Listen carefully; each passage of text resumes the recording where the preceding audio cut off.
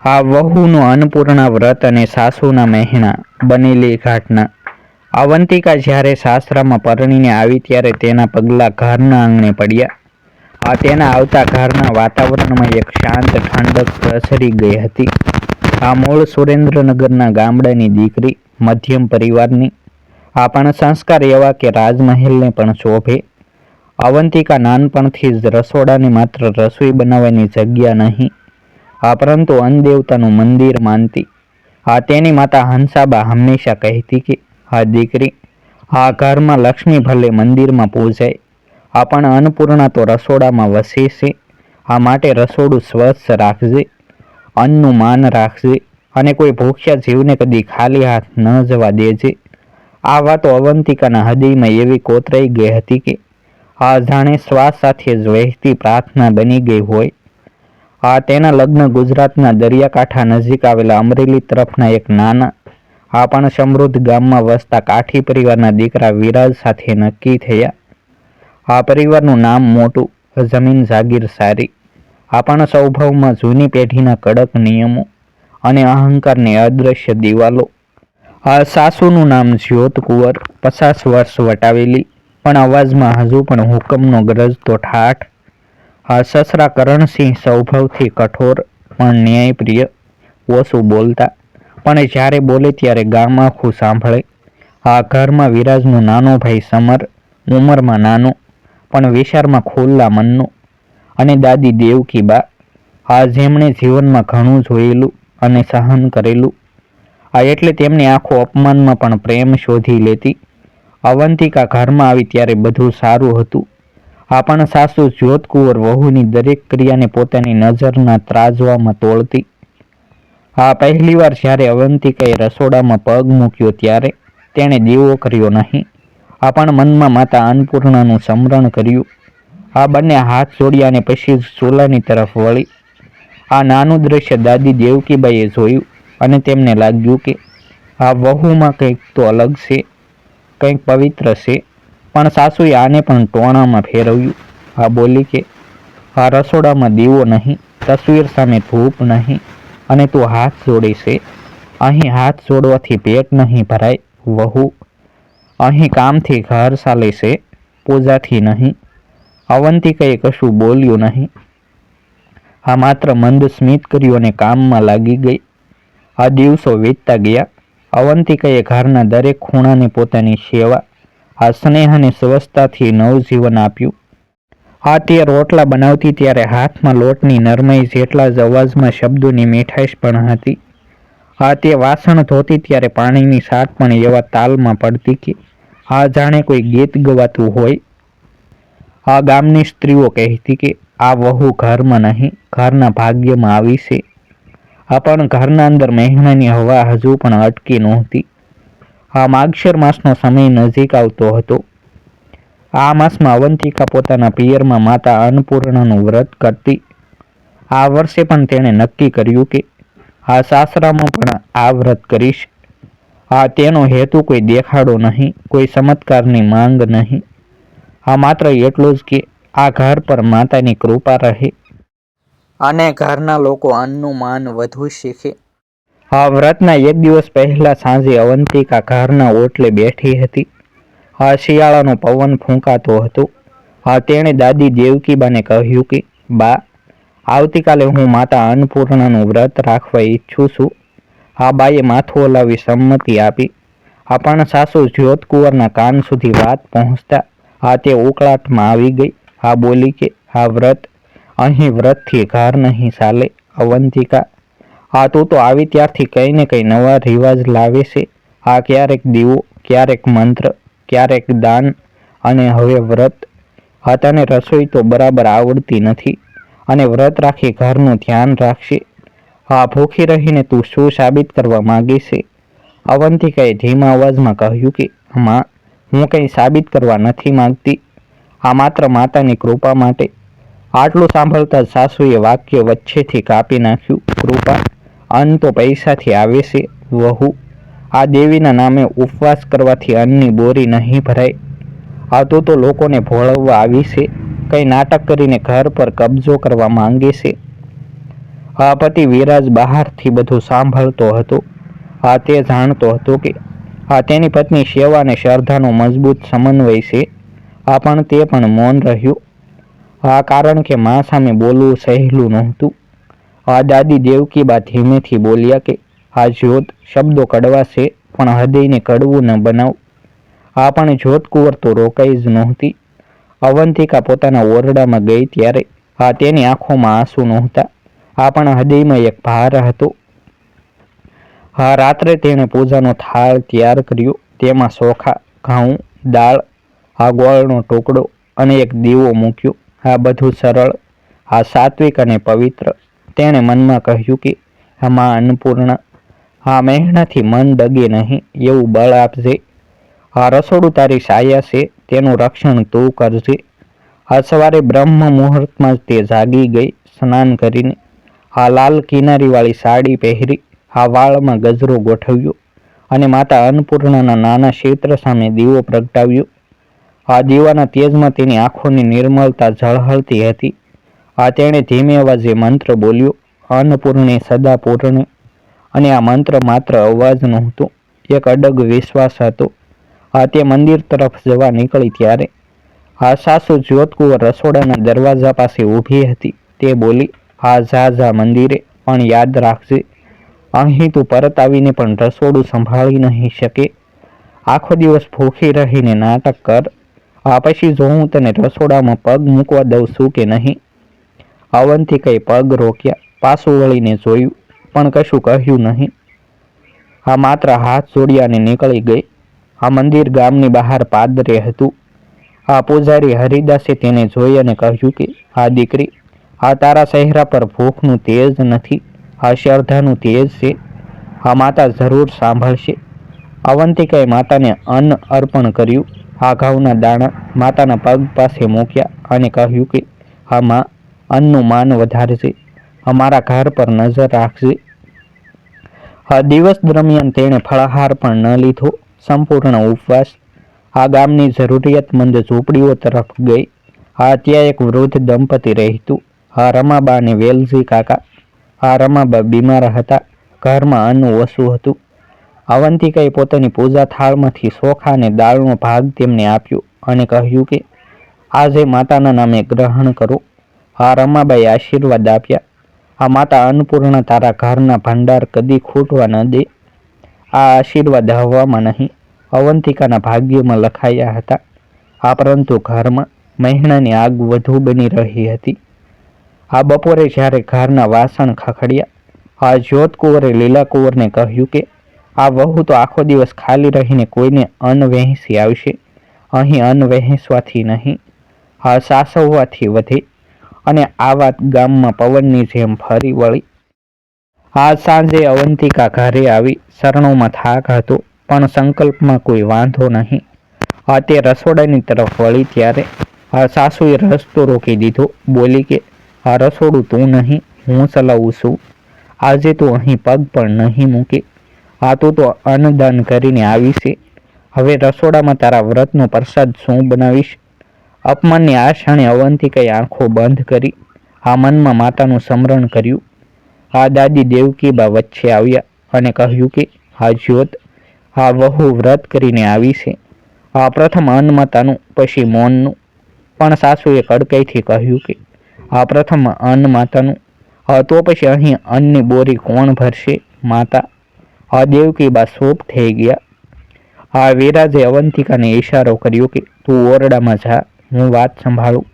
પણ વાત સંભાળાઈ નહીં. અપમાન તો થઈ ગયું હતું. રાત્રે અવંતિકા ફરી માતા સામે બેઠી, દીવો કર્યો અને ધીમે અવાજે કહ્યું કે માં, મારી ભૂલ નથી. પણ મહેણાનો વંટોળ મોટો છે, તું જ રસ્તો બતાવજે. તે જ રાત્રે રસોડાની પાછળ આવેલા જૂના કોટડીમાં સસરા બેઠા હતા. તેમને પણ ક્યાંક લાગતું હતું કે વહુ સાહસી છે, પણ ઘરના શાસન સામે મનનો અવાજ દબાઈ જતો. અડધી રાત્રે રસોડામાંથી એક અજબ સુગંધ આવી. જાણે કોઈ દિવ્ય હાથથી અન્નનું સમરણ કરીને રસોઈ તૈયાર થતી હોય. પણ કોઈ દેખાતું નહોતું. અડધી રાતે રસોડામાંથી આવેલી સુગંધ સવાર સુધી ઘરના દરેક સભ્યના મનમાં ધૂમરાતી રહી. પરંતુ કોઈએ એકબીજાને પૂછવાની હિંમત ન કરી. આ કારણ કે રાતની ઘટના શબ્દોથી નહીં, અનુભૂતિથી સમજવાની હતી. આ સવારનું પહેલું સૂર્યકિરણ ઘરના આંગણે પડ્યું ત્યારે અવંતિકા નિત્યક્રમ મુજબ સ્નાન કરીને માતા અન્નપૂર્ણાના તસવીર સામે દીવો કરીને પ્રાર્થના પૂરી કરી ચૂકી હતી. તેનું મન શાંત હતું. પરંતુ આંખોમાં ગઈકાલના અપમાનનો ધીમો પડછાયો હજુ પણ ઝળહળતો હતો. છતાં તેના પગ અડગ હતા. રસોડાના દરવાજા પાસે જ્યોતકુંવર ઊભી હતી. ચહેરા પર કડકાઈ હતી. પરંતુ રાતની અજાણી સુગંધી મનમાં પ્રશ્નની એક રેખા ખેંચી દીધી હતી, જેને તે બહારથી સ્વીકારતી ન હતી. છતાં તેની નજર અચાનક રસોડાની પાછળના કોટડી તરફ વળી, જ્યાં અન્નની બોરી મુકાયેલી હતી, અને તે ક્ષણે જ તેની આંખો પહોળી થઈ ગઈ. કારણ કે ગઈકાલે બોરી અડધી ખાલી હતી. તે બોરી આજે સંપૂર્ણ ભરેલી હતી. ઘઉંના દાણા કિનારા સુધી દેખાતા હતા. બોરીની ગાંઠ એવી રીતે બંધાયેલી હતી, જાણે કોઈએ સ્નેહથી ભર્યું હોય. જ્યોતકુંવરે બોરીને હાથ લગાવ્યો. અંદરથી થોડી કંપન હતી, કારણ કે બોરી ભારે હતી, ભરપૂર હતી. આ દ્રશ્ય એના મનના દરવાજે દસ્તક આપી. છતાં તેણે તરત જ પોતાને સંભાળી લીધું. મનમાં કહ્યું કે કદાચ રાતે કોઈએ બોરી બદલી દીધી હશે. પરંતુ ઘરમાં તો બધા જ સૂતા હતા. તો પછી આ કોણે કર્યું? આ પ્રશ્ન હવે તોફાન નહીં, પરંતુ વિચાર બની ગયો હતો. થોડી જ વારમાં પ્રભાતના સમયે અવંતિકા રસોડામાં ગઈ અને તેણે ચૂલો સળગાવ્યો. આજે પણ દીવો ચૂલા પાસે નહીં, પરંતુ માતા માટેનો દીવો હૃદયમાં પ્રગટતો હતો. રસોઈ બનાવવાની શરૂઆત તેણે શાંતિથી કરી. પહેલા ભાત અને સાદું શાક તૈયાર કર્યું, અને જેમ જેમ રસોઈ તૈયાર થતી ગઈ, તેમ તેમ સ્વાદ પણ અનોખો બનતો ગયો. રોટલા ન હતા, કારણ કે આજે ઘરમાં વ્રતના પ્રસાદનું ભોજન બનવાનું હતું. ભાતની મીઠાશ અને શાકની સુગંધમાં એવી તૃપ્તિ હતી કે ઘરના સભ્યો આંગળા સાટતા રહી ગયા. સસરા કરણસિંહે પહેલો કોળિયો મોંમાં મૂક્યો ત્યારે તેમના ચહેરા પર આશ્ચર્યનું સ્મિત ફેલાયું, જે તેઓ કદી સહેલાઈથી વ્યક્ત ન કરતા. પણ આજે રસોઈએ તેના મનના કઠોર ખૂણાને નરમ કર્યો હતો. પતિ વિરાજે પણ ભાત ચાખ્યા અને કહ્યું કે આ સ્વાદ જાણે માવડીના હાથનો છે. આ શબ્દે દાદી દેવકીબાની આંખો ભીની કરી દીધી, કારણ કે તેમણે તરત જ માતાની કૃપાનો સંકેત સમજી લીધો હતો. પરંતુ સૌથી વધુ સંઘર્ષ તો જ્યોતકુંવરના મનમાં હતો. કારણ કે ગઈકાલ સુધી જે વહુને વ્રત અને દાન માટે ટોણા મારતી હતી, એ જ વહુના હાથનું ભોજન આજે ઘરની તૃપ્તિ આપી રહ્યું હતું. તે સૂપ રહી. પરંતુ ચોખાનો નાનો કોળિયો તેણે પણ મોંમાં મૂક્યો, અને સ્વાદ જીભ પર પડતા જ તેની આંખોના કિનારે અશ્રુની એક નાની બૂંદ ટપકી ગઈ, જેને તેણે ઓઢણીના શેડે છુપાવી દીધી. હવે સત્યને છુપાવવું સહેલું ન હતું, કારણ કે સત્ય બહારથી નહીં, અંદરથી પ્રકાશ બની રહ્યું હતું. તે જ સમયે પાડોશી લીલાકુંવર દાદી દેવકીબાને મળવા આવી. વાતોના વંટોળ વચ્ચે તેણે હિંમત કરીને સાસુ કહ્યું કે ગઈકાલે ક્રોધમાં જ્યોતકુંવરે જ બોરી ઘરની બહાર ફેંકાવી હતી. વહુનો દોષ ન હતો. આટલું સાંભળતા જ્યોતકુંવર ચોંકી ગઈ, કારણ કે તેનો ક્રોધ હવે ખુલ્લો પડી ગયો હતો. હવે તેને સમજાયું કે રાતે બોરી ભરાવવાનો ચમત્કાર કોઈ માનવીય હાથનો નહીં, પરંતુ માતા અન્નપૂર્ણાની કૃપાનો ઉજાસ હતો, જેને તેણે ગઈકાલે અપમાનના શબ્દોથી દબાવવા પ્રયત્ન કર્યો હતો. પરંતુ શ્રદ્ધા દબાતી નથી, તે પરીક્ષા લઈ ઉજાગર થાય છે. દાદી દેવકીબાઈએ ધીમા પરંતુ દ્રઢ અવાજે કહ્યું કે જ્યાં અન્નનું માન થાય ત્યાં માતા પોતે ભંડાર ભરે છે.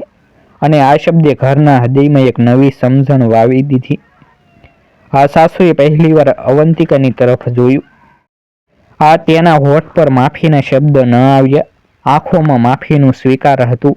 અહંકાર શબ્દો બોલે છે, અને શ્રદ્ધા આંખોથી સ્વીકાર કરે છે. વ્રત અને અપમાનની કસોટી પછીના દિવસો હવે અલગ સવાર લઈને આવતા હતા. જ્યાં શબ્દોમાં કડવાશ ઓછી અને વ્યવહારમાં સમજણ વધુ હતી. આ જ્યોતકુંવરે ભલે જાહેરમાં અવંતિકાની માફી ન માંગી, પરંતુ ઘરના નિયમોમાં એક નાનું પણ મહત્વનું પરિવર્તન કરી દીધું. આ રસોડામાં અન્ન સાચવવાની અને પીરસવાની જવાબદારી હવે અવંતિકાને સોંપાઈ, અને આ જવાબદારી હુકમથી નહીં, આ વિશ્વાસથી આપવામાં આવી હતી. અવંતિકાએ જ્યારે આ જવાબદારી સ્વીકારી ત્યારે તેણે પહેલા ચૂલાને નહીં, અનાજની બોરીને સ્પર્શ કર્યો, આંખો બંધ કરી માતા અન્નપૂર્ણાનું સ્મરણ કર્યું અને પછી જ કામની શરૂઆત કરી. કારણ કે હવે આ રસોડું માત્ર પરિવારનું નહીં પણ શ્રદ્ધાનું કેન્દ્ર બની ચૂક્યું હતું. દાદી દેવકીબા હવે અવંતિકાની બાજુમાં બેસીને રસોઈના રહસ્યો જણાવતા. પરંતુ એ રહસ્યોમાં ઘી, ગોળ અને મસાલાની સાથે સાથે અન્નનું માન રાખવાની શીખ પણ છુપાયેલી હતી. જે શીખ કદી પુસ્તકમાં નથી મળતી, માત્ર ઘરના અનુભવોમાં જ મળે. કરણસિંહે પણ હવે અવંતિકાની રસોઈને ધ્યાનથી જોવાનું શરૂ કર્યું.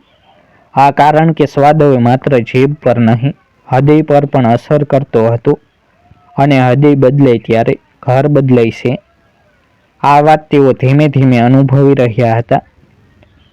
ગામની ઝૂંપડીઓમાં જ્યાં વ્રતના દિવસે અવંતિકાએ ચોખા અને દાળનું દાન કર્યું હતું, ત્યાંના લોકો હવે જ્યારે પણ અવંતિકાને ગામના રસ્તે જતી જોતા ત્યારે હાથ જોડીને આશીર્વાદ આપતા, અને એ આશીર્વાદ ઘરની 4 દિવાલો પાર કરીને સીધા અનાજની બોરી સુધી પહોંચતા.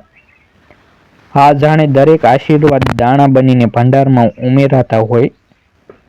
ચારુલતા અને લીલાકુંવર હવે ગામની અન્ય વહુઓને એકઠી કરીને અન્નદાન અને અન્નપૂર્ણા વ્રત વિશે વાતો કરતા. દરેક બેઠકમાં અવંતિકાની ઘટના એક ઉદાહરણ બનીને ગવાતી. અવંતિકાએ એક દિવસ રસોડામાં વધુ ભોજન તૈયાર કર્યું અને કહ્યું કે આજે આપણે માતાના નામે બધાને અન્ન પીરસીશું. અને જ્યોતકુંવરે આ વખતે રસ્તો રોક્યો નહીં, પણ બાજુમાં ખસી ગઈ.